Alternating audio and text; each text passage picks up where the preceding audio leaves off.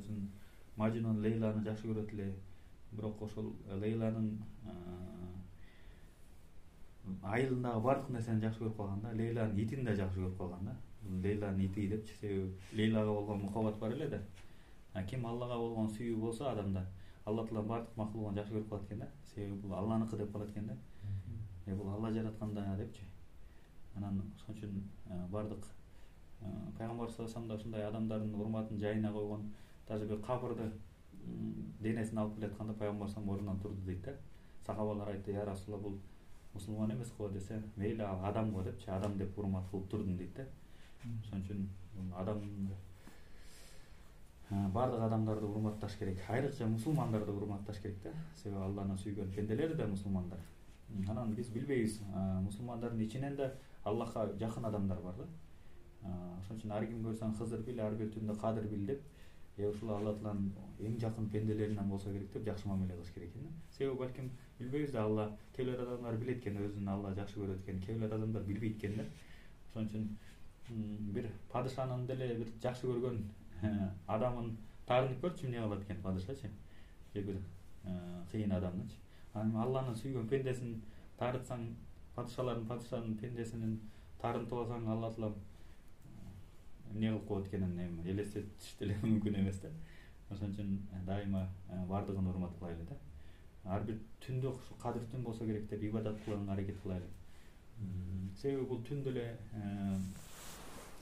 Алла Тааладан берилген бизге ушундай Алла менен купуяда байланышканды Алла жакшы көрөт экен да. Себеби мындай адам рия,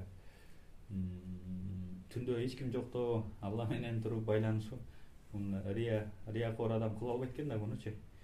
Ошон үчүн Алла Таалам риядан сактасын.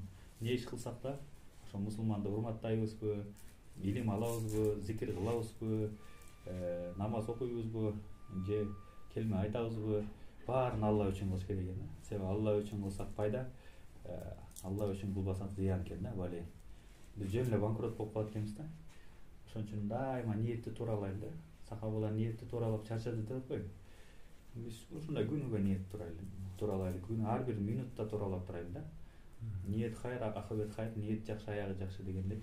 Баарыбыз пайгамбарлардын иши экен да бул.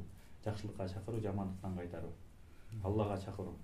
Ошон үчүн сахаба аталарыбыз деле ушул ишти кылды. Мына Алла Таалам 14 кылым өтсө да, азыр мына Кыргызстанда эң белгилүү ат Умар экен да, Умар. Ошон үчүн балдардын атынан коёт да, Умар депчи. Алла Таалам 14 кылым өтсө да, булардын даражасын бийик кылып койду да. Себеби булар дин жеткизди, ошо динге менен. Болбосо булардын тарыхын окуп көрсөк, динге чейин кандай адамдар эле да. Бирок Аллах Таала алардын даражасын көтөрүп койду да. Ошон үчүн даражаларды көтөрүүчү Алла да. Анан эми Аллах Тааланын динине сөзсүз кызмат кылсак, Алла Таалам эки дүйнө кем кылбайт да. Алла Таалам бирөөнүн акысын жебейт да. Биз ойлобой эле да, бир жакшы иш кылдык, болду, ошо менен калып кала берет депчи. Алла унутпайт. Пенде унутуп коюшу мүмкүн, бирок Аллах унутпайт да. Ошон үчүн дайыма Алла үчүн кыла берели. Иншалла Алла Таалам сөзсүз берет да.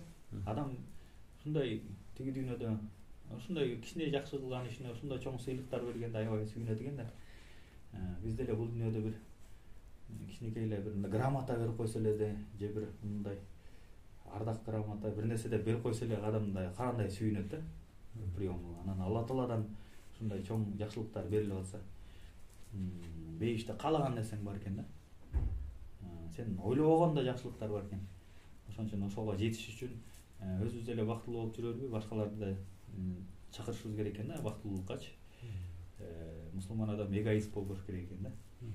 Мусулман адам ушундай лидер болуш керек экен да, бүт жагынан. Лидер адам деген ким десе, бул өзүн ойлобой ушул элди ойлогон адам лидер болот экен да. Мусулмандар ушундай лидер болуш керек экен да. Анан биз туура жолдобуз да. Анан биз башкаларды ээрчебей, бизди ээрчиш керек экен да. Биз ошол туура жолго ээрчители да. Бирөөгө ээрчилбей, канча деген мусулман балдарды көрөсүң, ушун жакшы жүрүп эле анан шайтан алейхинен азылып кетеби, бир болбогон адамдарды ээрчип кетет да.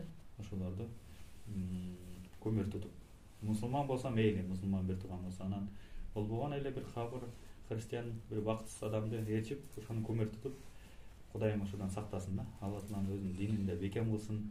баарыбызды жакшылык менен сыйласын. Алла таалам ошо угуучулардан кылсын, уккан нерсеге амал кылуучулардан кылсын. Ассаламу алейкум рахматуллахи ва баракатуху. Үйдөн келсе кечиресиздер.